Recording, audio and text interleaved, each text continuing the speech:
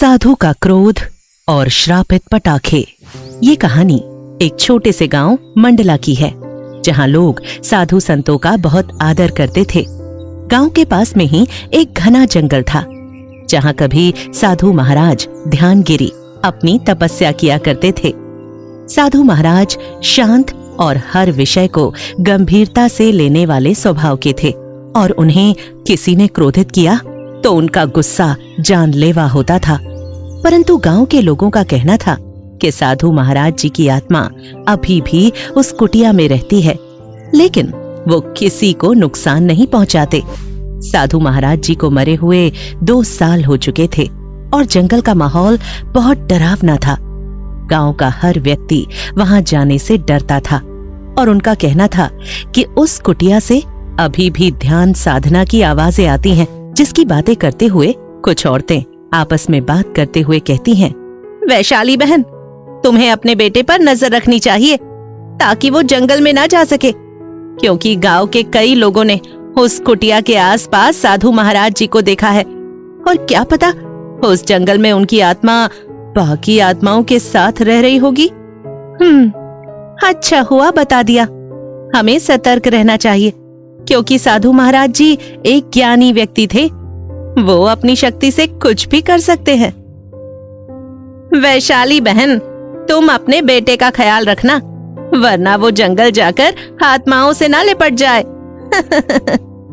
दोनों औरतें जंगल की बात छोड़कर आपस में लड़ने लग जाती हैं, क्योंकि इन्हीं बच्चों में राहुल नाम का एक नटखट लड़का भी था, जो अक्सर शरारतें करता रहता था। वहीं दूसरी ओर दिवाली का त्योहार नजदीक आ गया था और पूरे गांव में खुशियों का माहौल था। गांव के छोटे बड़े सभी लोग दिवाली की तैयारी में जुटे हुए थे। खास तौर पर बच्चे पटाखे और फुलझड़ियों को लेकर बहुत ही उत्साहित थे। लेकिन एक दिन राहुल अपने दोस्त से कहता है, टप्पू, दिवाली आने में सिर्फ कुछ ही दिन बचे हैं, क्यों ना हम पहले ही पटाखों की जांच कर ले, क्योंकि इस बार की दिवाली पर सबसे तेज वाले पटाखे हम ही फोड़ेंगे। हाँ राहुल, सही बोल रहे हो। अब मुझसे भी सब्र नहीं हो रहा। पटाखे देखकर तो मन ऐसा हो रहा है कब मैं इन पटाखों को अपने हाथ से फोड़ूं। लेकिन माँ ने कहा है मुझे ज्यादा बड़े पटाखे नहीं फोड़ने चाहिए। क्या टप्पू, यही तो दिन है अपने पटाखे फोड़ने के।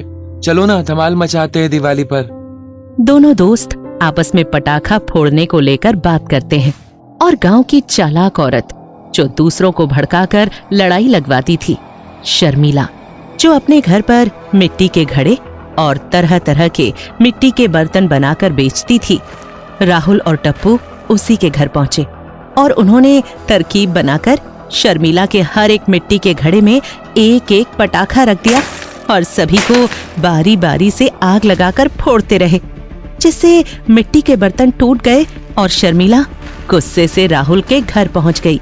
अरे ओ वैशाली बहन, जरा बाहर आओ तो। देखो, तुम्हारे लड़के ने मेरा क्या नुकसान कर दिया। हाय, मेरा तो इतना बड़ा नुकसान हो गया। अब मैं अपना पेट कैसे भरूंगी? हर दिन मैं अपनी जान की बाजी लगाकर इतनी मेहनत से जंगल से मिट्टी लेकर आती हूँ और ये बर्तन बनाती हूँ। क्या हुआ शर्मिला, फिर से राहुल ने कोई शरारत की? ये लड़का कभी नहीं सुधरेगा। वैशाली ने इतने लाड़ करके रखा है, किसी दिन बड़ी आफत लेकर आएगा, तभी वैशाली समझेगी। भैया, मेरे नुकसान की भरपाई तो कर दो। आपके बेटे ने तो मेरा जीना दुश्वार करके रखा है। पूरे गांव में उसे मैं ही दिखती हूँ परेशान करने के लिए। न जाने मुझसे क्या दुश्मनी है। आने दो राहुल को दोबारा, बताती हूँ अच्छे से। शर्मिला वहाँ से अपना नकली रोना धोना करके नुकसान की दुगनी भरपाई करवा लेती है, और राहुल को नजरअंदाज करते हुए गांव के लोगों को उसके और टप्पू के खिलाफ रोने का झूठा दिखावा करते हुए कहती है, ये राहुल आजकल मेरा कुछ ज्यादा ही नुकसान करने लगा है, और उसके पिता ने भी मेरी मिट्टी की बर्तनों की कीमत कम करके दी है। अब आप लोग बताइए, मैं अकेली औरत इतनी मेहनत करती हूँ, और ये बच्चे मेरी मेहनत को पानी में मिला देते हैं। चाची, झूठ मत बोलो। मेरे पिताजी ने आपको पैसे दिए हैं, वो भी बहुत सारे, फिर भी आप मेरी बुराई कर रही हैं। हाँ, हमने सिर्फ 2 घड़े फोड़े थे और चाची ने पूरे 5 घड़ों के पैसे लिए हैं। हम इसकी भरपाई तो करेंगे ही। देखो तो कितना मुंह चला रहे हैं दोनों मुझसे। हे भगवान, इनसे तो मुझे आप ही बचा लीजिए। मैं तो सच्ची औरत हूँ, कभी झूठ नहीं कहती। चाची घर चले जाओ जल्दी से, वरना सभी ग्राहक बिना पैसे दिए चले जाएंगे और आपकी कमाई भी नहीं हो पाएगी। जब देखो तब बस हमारे ही बारे में लोगों को भड़काते रहते हो। राहुल से हर कोई परेशान था, क्योंकि वो हर काम को बिगाड़ कर रख देता था। वक्त के साथ दिवाली का दिन भी आ गया। गांव में हर जगह खुशहाली छाई हुई थी। वैसे ये दिन सभी के लिए बहुत शुभ था। गांव में सभी के घर दिए और रंगोली से सजे हुए थे। परंतु कहते हैं ना, बुरा समय आने में ज्यादा वक्त नहीं लगता। राजेश समझाते हुए राहुल से कहता है, राहुल, ज्यादा पटाखे मत फोड़ना, दूसरों को परेशान ना करना और जंगल से दूर रहना बेटा, क्योंकि जंगल का माहौल सही नहीं है। हाँ पिताजी, मैं आपकी सभी बात समझ चुका हूँ। अब मैं जाऊं पटाखे फोड़ने मेरे दोस्त के साथ। वैसे उस जंगल में ऐसा क्या है जो आप मुझे वहां जाने के लिए मना कर रहे हैं? बेटा, कुछ बातें ऐसी होती हैं जो बच्चों को नहीं बताते। बस जितना बोला है उन बातों का अच्छे से ध्यान रखना और घर जल्दी वापस आना। राजेश राहुल को चेतावनी देता है, लेकिन राहुल की शरारतें थमने का नाम नहीं ले रही थी। राहुल और उसका दोस्त पटाखे फोड़ते फोड़ते जंगल की ओर चले गए। पटाखे फोड़ने में दोनों इतने मग्न हो गए कि उन्हें ध्यान ही नहीं रहा कि वे साधु महाराज जी की कुटिया के पास कब पहुंच गए हैं।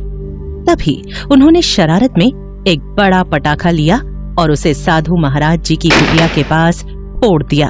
तेज धमाके से साधु महाराज जी की तपस्या में रुकावट आ गई, जिससे साधु महाराज ध्यानगिरी का ध्यान टूटा और वे क्रोध से भर उठे। तभी अचानक से राहुल के दोस्त की नजर आसपास जाती है। राहुल, हम जंगल में आ गए हैं, अब हमारा क्या होगा? कहीं जंगली जानवरों ने हमें खा लिया तो? हमने तो इस कुटिया में पटाखा फोड़ दिया। क्या टप्पू, इतने अंधेरे में हम जानवरों को कहाँ दिखेंगे? तुम तो बेवजह डर रहे हो। अच्छा है, इस जंगल में हमें कोई नहीं चिल्लाएगा। तुम तो सभी पटाखे निकालो, हम यहीं पटाखे फोड़ेंगे। वैसे भी हमें शर्मिला चाची कहाँ पटाखे फोड़ने देंगी उनके घड़े में।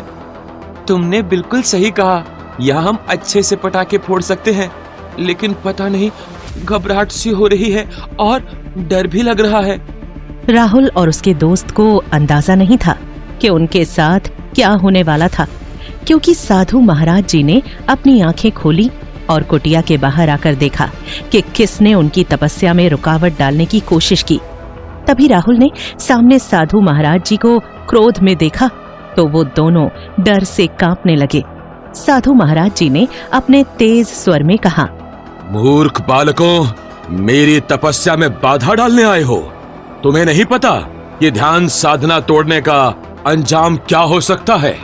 महाराज, भागो भागो टप्पू, वरना ये हमें मार डालेंगे। कहाँ डर के भाग रहे हो बालकों? तुम्हें क्या लगा मैं तुम्हें छोड़ दूंगा? तुम दोनों ने जो गलती की है उसकी सजा अवश्य ही तुम्हें मिलनी चाहिए। हमें छोड़ दीजिए, हम यहाँ दोबारा नहीं आएंगे। साधु महाराज जी अचानक से भूतिया डरावनी आत्मा में बदल जाते हैं, जिसे देखकर राहुल और उसका दोस्त डर से थर थर कांपने लगते हैं। उन्होंने सोचा कि अब साधु महाराज उन्हें कोई भयंकर सजा देंगे। हवा का तेज झोंका आ रहा था, चमगादड़ फड़फड़ा रहे थे, सभी तरफ अंधेरा और सन्नाटा हो चुका था। साधु महाराज जी ने राहुल की ओर इशारा करते हुए कहा, बालक, तूने जो पटाखा फोड़ा है अब इसकी सजा तुझे भुगतनी पड़ेगी। मैं तुझे श्राप देता हूँ कि जब भी तू अगला पटाखा फोड़ेगा उसके चिंगारी तेरे पीछे पड़ेगी और तुझे तब तक चैन नहीं मिलेगा जब तक तू अपनी गलती स्वीकार नहीं करेगा। साधु महाराज जी के ये शब्द सुनकर राहुल के होश उड़ गए। डर से वो और उसका दोस्त तुरंत वहां से भाग गए। घर पहुंचने के बाद भी राहुल का दिल तेजी से धड़क रहा था। उसने सोचा कि साधु महाराज का श्राप तो बस एक धमकी है, इसमें कोई सच्चाई नहीं है। अगले दिन राहुल ने साधु महाराज जी की बात को भुलाकर फिर से पटाखे जलाने की कोशिश की। जैसे ही उसने पहला पटाखा जलाया, वो पटाखा सीधा उसकी ओर ही आने लगा। राहुल घबराकर इधर उधर भागा, लेकिन पटाखे की चिंगारी उसके पीछे पीछे चलती रही, जिसे देखकर शर्मिला राजेश से कहती है, राजेश भैया, कुछ तो गड़बड़ लग रही है मुझे, वरना राहुल ऐसी हरकत कभी नहीं करता है। कहीं वो जंगल में तो नहीं गया था? शर्मिला, तुम मेरे बेटे को बदनाम करने में कोई कसर नहीं छोड़ती हो। कम से कम आज तो उसे खुद से खेलने दो। राहुल को देखकर गांव के लोग भी चौंक गए, क्योंकि उन्हें राहुल के पीछे लगी हुई चिंगारी नहीं दिख रही थी। वक्त के चलते राहुल को हर जगह साधु महाराज की आत्मा दिखाई देने लगी थी, जिससे वो डरने लगा और उसने ठान लिया कि वो बिना किसी को कुछ बताए अकेला ही जंगल की ओर जाता है। और उसने वहां कुटिया के पास पहुंचकर कांपती हुई आवाज में कहा, साधु महाराज, मुझे माफ कर दो, मुझसे गलती हो गई। मुझे बहुत डर लग रहा है। आप हर जगह मुझे डरावनी शक्ल में दिख रहे हैं। आ गया बालक। तुझे आना ही था। मेरी तुझसे कोई दुश्मनी नहीं है बालक, लेकिन बरसों साल पहले मेरे गुरु यही कुटिया में तपस्या कर रहे थे और उन्हें तपस्या करे हुए कई वर्ष बीत गए, लेकिन अचानक से उनकी हालत खराब हो गई, क्योंकि वो बिना अन्न पानी के कड़ी तपस्या कर रहे थे, जिससे उनकी मृत्यु हो गई। साधु महाराज राहुल को आप बीती बातें बता रहे थे, जिसे वो बहुत ही ध्यान से सुन रहा था। कुछ समय बाद अंधेरा होने वाला था। हर तरफ सन्नाटा था। जंगल में सिर्फ साधु महाराज जी की आवाज गूंज रही थी। अंधेरे में अलग तरह की आंखें चमक रही थीं, लेकिन राहुल को साधु महाराज जी की बातें इतनी अच्छी लग रही थी कि उसे डर का एहसास ही नहीं हुआ। उसने कहा, आपका ये ज्ञान मेरे जीवन में अवश्य ही काम आएगा, क्योंकि आपकी बातों से मुझे हौसला मिल रहा है। फिर क्या हुआ आगे महाराज जी? बालक, ये सच्चाई तुम्हें जाननी चाहिए। मेरे गुरु की मृत्यु के बाद मैंने प्रतिज्ञा ली थी कि कोई भी मेरी तपस्या में बाधा नहीं डालेगा। ध्यान ही मेरी शक्ति और शांति का स्रोत है, पर तुमने मेरे ध्यान में रुकावट डाली, इसलिए तुम्हें यह दंड मिल रहा है। साधु महाराज जी, मुझे माफ कर दीजिए। मैं नहीं जानता था कि मेरी शरारत इतनी बड़ी गलती बन जाएगी। कृपया मेरे श्राप को वापस ले लीजिए। मैं किसी को परेशान नहीं करूंगा। साधु महाराज जी ने राहुल की सच्ची माफी को देखा और मुस्कुराए। उनका क्रोध शांत हो गया था। उन्होंने राहुल के सिर पर अपना हाथ रखा और कहा, बालक, मैंने तुझे इसलिए श्राप दिया था ताकि तू अपनी गलतियों से सीख सके। शरारत और मस्ती एक सीमा तक ही ठीक होती है। अब जब तूने अपनी गलती स्वीकार कर ली है, तो मैं तुझे माफ करता हूं। जा, अब तेरे ऊपर कोई श्राप नहीं रहेगा। इस साधु का क्रोध और श्रापित पटाखे दोनों से तुझे मुक्त किया। चला जा। महाराज जी, आपका बहुत धन्यवाद।